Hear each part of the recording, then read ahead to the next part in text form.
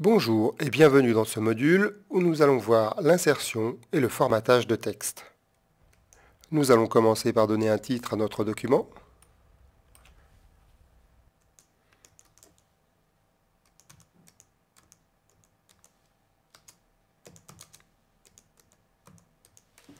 Formatage de texte. Je vais également enregistrer ce document sous le même nom. Menu Fichier, Enregistrer. Dans les bases HTML, Formatage. Underscore de underscore texte. J'enregistre mon document. Nous allons commencer par mettre le titre de la page. Titre de la page. Ensuite, je sélectionne ce texte. Puis, sur le panneau de propriété, je vais sélectionner la partie HTML et dans cette partie, le menu format. Dans le menu format, je vais sélectionner en-tête 1. Cette en-tête 1 correspondra à une balise H1 qui correspond donc au niveau d'en-tête le plus important. Je vais ensuite aller à la ligne en appuyant sur la touche Entrée. Le fait d'aller à la ligne crée immédiatement un nouveau paragraphe. Nous allons maintenant ouvrir un document texte qui se trouve dans notre dossier de notre site local. Je double-clique sur le document texte. Je vais sélectionner le texte. Je copie, clic droit, copier. Je reviens sur l'autre onglet qui est donc ma page HTML et je colle mon texte. J'ai donc ainsi créé deux paragraphes.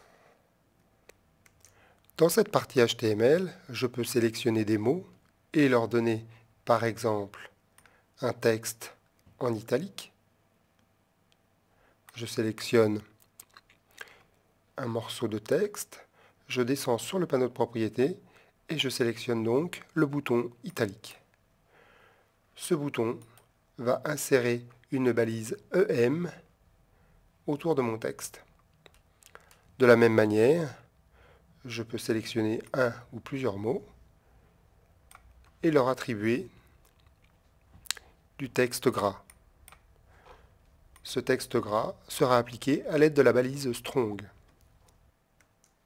Nous pouvons remarquer que le texte est dans la police par défaut, ici donc du Times New Roman, le titre également.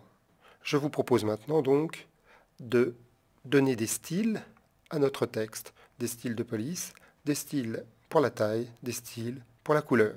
Donc cliquez sur le bouton CSS du panneau de propriété afin d'accéder aux propriétés de style de la page. Je vais commencer par sélectionner le titre et je vais sélectionner une police. Je vais sélectionner ici de l'Arial.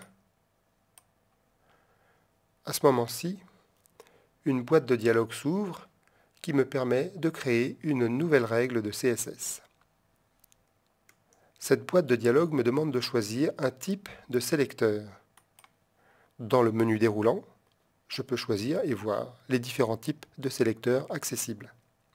Nous voyons donc que nous pouvons faire des sélecteurs de classe qui peuvent s'appliquer à n'importe quel élément HTML, des identificateurs qui, eux, ne devront s'appliquer qu'à un seul élément. Nous pouvons faire un sélecteur de balise qui redéfinira donc le style d'un élément HTML, ou bien une sélection composée qui nous permettra de cibler un élément particulier. Dans un premier temps, nous allons donc sélectionner balise. Dreamweaver affiche immédiatement la balise dans laquelle je me trouvais. Ici donc, la balise H1. Je valide la boîte de dialogue en cliquant sur OK. Et mon texte est donc en Arial. Nous pouvons constater que dans le panneau de style, une balise style apparaît ainsi que H1. Si je remonte dans la tête de mon document, je vais voir une balise de style de type texte CSS, le sélecteur H1 et le code CSS spécifiant la police désirée. Je peux à tout moment retourner dans ma page et modifier la règle. Je clique dans l'élément sur lequel je désire intervenir. Je peux également utiliser l'indicateur pour naviguer dans le code. Ici, H1 me ramène à la balise et au sélecteur de style CSS. Si je reclique dans le titre et que je me dirige sur le panneau de propriété, je peux donc modifier la règle de cette manière.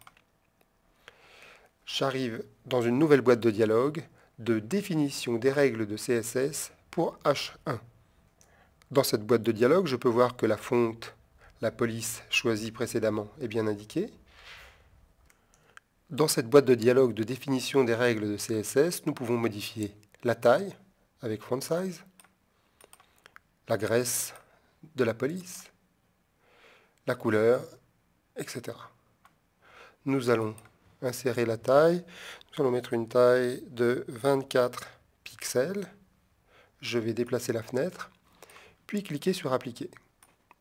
À ce moment-là, je vois immédiatement la taille dans mon document. Je peux donc, si je l'estime insuffisante, l'augmenter, comme ceci, réappliquer afin de voir la taille définitive. Je vais également changer la couleur en prenant ici des couleurs Web Safe. Je vais prendre un marron, comme ceci, et je vais l'appliquer. Voilà, j'ai donc défini la police, la taille de la police et la couleur de la police. Je valide et je referme la boîte de dialogue en cliquant sur OK. Je vais maintenant créer de nouvelles règles pour les paragraphes. Je clique à l'intérieur d'un paragraphe. Je peux sélectionner la balise de paragraphe sur la barre d'état, juste au-dessus de la barre de propriété. Je clique donc sur le P, j'ai un paragraphe de sélectionner, et je vais donc sélectionner également une police. Je vais prendre également de l'Arial, comme ceci. La boîte de nouvelles règles de CSS qui apparaît me permet, comme précédemment, de choisir le type de sélecteur sur lequel je désire intervenir. Je vais choisir balise et Dreamweaver va choisir la balise dans laquelle j'ai cliqué précédemment. Donc le P pour paragraphe. Je valide en cliquant sur le bouton OK. Je remarque alors que tous mes paragraphes ont été transformés en Arial. Je peux également recliquer dans mon paragraphe, sélectionner sur le panneau CSS la règle sur laquelle je veux intervenir pour la modifier de nouveau, par exemple pour modifier sa couleur. Je clique sur Modifier la règle, je reviens dans la boîte de dialogue de définition des règles de style CSS pour les paragraphes, pour P, et je vais donc choisir une couleur. Je peux, si je le désire, déplacer la pipette pour rechoisir la même couleur que pour mon titre par exemple. Ce que je fais ici.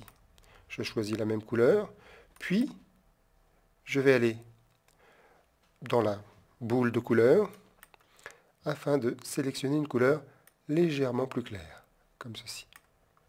Je valide la boîte de dialogue de couleur et je vais cliquer sur Appliquer pour voir le résultat. Voilà, j'ai bien un titre dans un ton marron et un texte dans une couleur légèrement plus claire. Je valide en cliquant sur OK. Voilà, nous avons donc terminé notre tutoriel sur le formatage de texte dans Dreamweaver.